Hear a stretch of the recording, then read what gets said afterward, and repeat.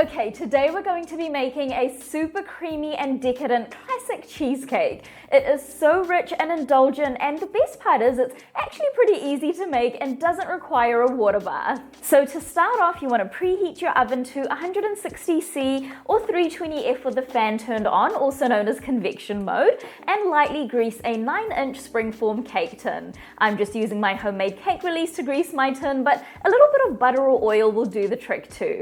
Now you just want to set that aside, and next we're going to prepare the crust for our cheesecake. So into a food processor, add in 360 grams or 3 cups of plain sweet biscuits. So if you're in the US, you can use graham crackers, otherwise you can use superwine biscuits, which is what I'm using today, or Arnott's arrowroot or Marie biscuits, something like that. So you just want to blend the biscuits until they become fine crumbs, but you don't want them to be powdery, so just be sure to check them every now and then just to make sure that you aren't over processing them. Once that's done, transfer the biscuits to a bowl and add in 170 grams or 3/4 of a cup of melted unsalted butter and 35 grams or 3 tablespoons of white granulated sugar. And then just mix that in until it's well combined. Towards the end, I like to just use my hands to make sure everything is mixed well. Okay, so once the biscuit base is done, it should be this kind of consistency. And now you just want to grab your springform pan from earlier, add in about 2/3 of the biscuits, and then spread them evenly towards the edges, and then use a cup or glass to push the crumbs up against the side of the cake pan. You want to try and get it as high as possible, leaving just a little gap at the top of the tin. Once that's done, add the remaining biscuits into the center of the pan, evenly spread it out across the bottom, and then use the bottom of a cup or glass to set the crumbs in place.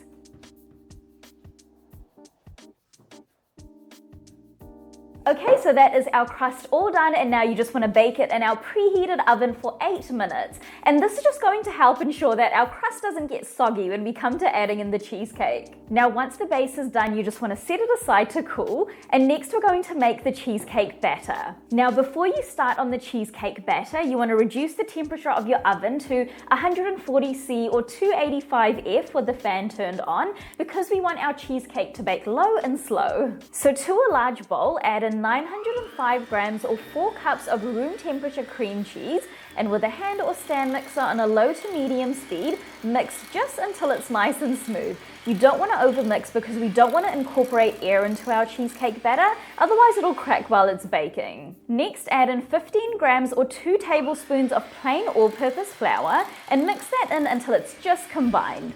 Once that's done, add in 250 grams or 1 1/4 cups of white granulated sugar, 180 grams or 3/4 of a cup of room temperature sour cream, 2 teaspoons of vanilla, 1 1/2 teaspoons of fresh lemon juice, and 1/8 of a teaspoon of salt. And again, mix on a low to medium speed until it's just combined.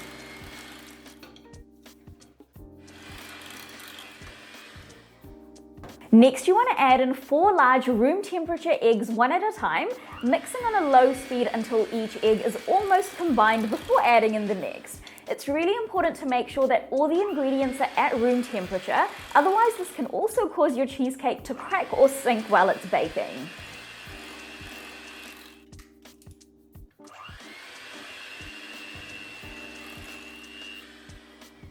Okay, now once the cheesecake batter is done, it should be this kind of consistency, and now you just want to evenly distribute it into our baked crust from earlier. The crust should be almost cool by now, but it's okay if it's still a tad bit warm. Now once that's done, just give your cake tin a little shake to help evenly distribute the cheesecake batter, and then drop it on the counter lightly to get rid of any large air bubbles. Now just place the cheesecake onto a baking tray just in case anything leaks. It'll save you having to clean your oven. And now you just want to bake this for 75 minutes or until the top of the cheesecake is set. So at the 75-minute mark, it'll still be pretty wobbly, particularly because we've used sour cream in this recipe. So to check if it's ready, you just want to touch the center of the cheesecake with your finger, and no wet batter should stick to your fingertip. Now you just want to let the cheesecake continue to cool in the oven for about half an hour with the oven door closed. Just make sure that the oven is turned off, and then take the cheesecake out, let it come to room temperature, and then cover the top with some cling wrap and place it into the fridge to set for a minimum of 4 hours. Ideally, you want to let it set overnight for that perfect texture. So my cheesecake has been chilling in the fridge overnight, and now you just want to run a knife around the edges of the cheesecake to make sure that the crust isn't stuck to the pan, and then remove the outer part of the springform cake tin. Now I'm just cleaning the outside of the cheesecake a little by just using my clean hands to kind of rub off any excess crumbs, and then I'm placing my cheesecake onto a cake stand.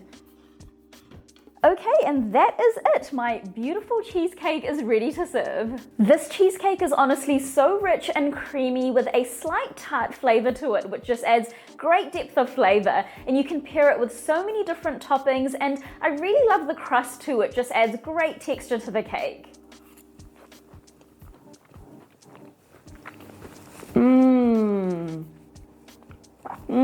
It's so creamy. And I really love the crust of this cheesecake too. It's nice and firm and crunchy, but it's not too firm that, it's really hard to kind of get your fork through the crust. And it adds great texture too, which is why I really like to have it kind of coming up the sides of my cheesecake. So that is it, guys. If you do decide to give this cheesecake a go, then please do leave a review on my blog. It really helps my content out, and I absolutely love hearing from you guys. I'll see you in the next video.